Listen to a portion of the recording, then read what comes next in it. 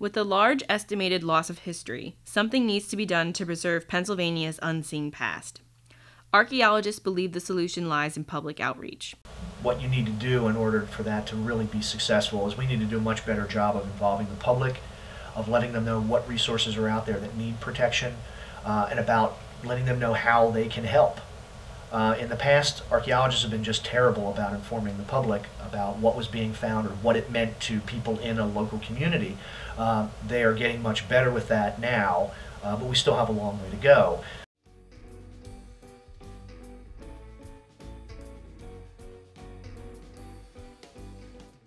Archaeologist Doug Mooney is the president of PAF. The Philadelphia Archaeological Forum in Philadelphia is doing the best we can to try to make people aware of, hey, what's here in Philadelphia? Why is it that you need to be concerned about this? And what are you going to lose if nobody steps up and says this work needs to be done, these sites need to be preserved? We're a small part of the bigger picture here in Pennsylvania. PAF member Jed Levin describes some of the work PAF does in the Philadelphia area. PAF is an organization that is dedicated to the archaeology of Philadelphia. It brings together, its intention is to bring together both professionals and non-professionals, people who share an interest in the fascinating and vital archaeology of this city. PAF, actually, everything we do is about outreach. And we have monthly meetings. The public is invited. PAF serves, I think, as a very valuable conduit or bridge between the public and the world of professional archaeology here in Philadelphia.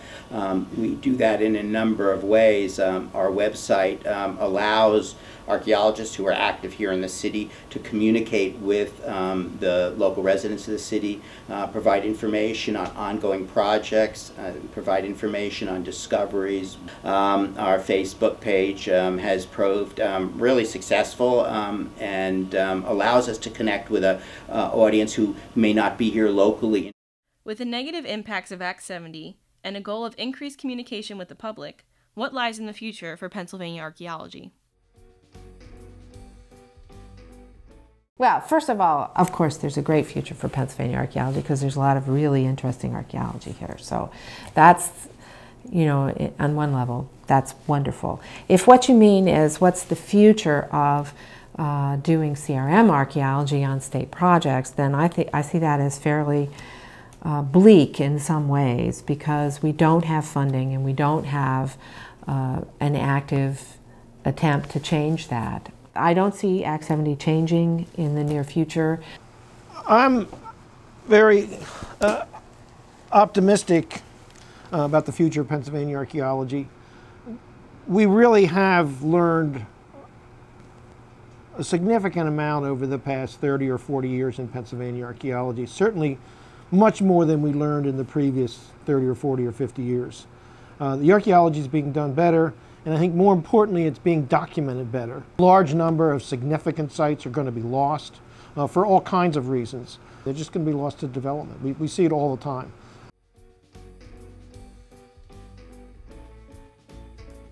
The future for Pennsylvania's archaeology is still kind of cloudy.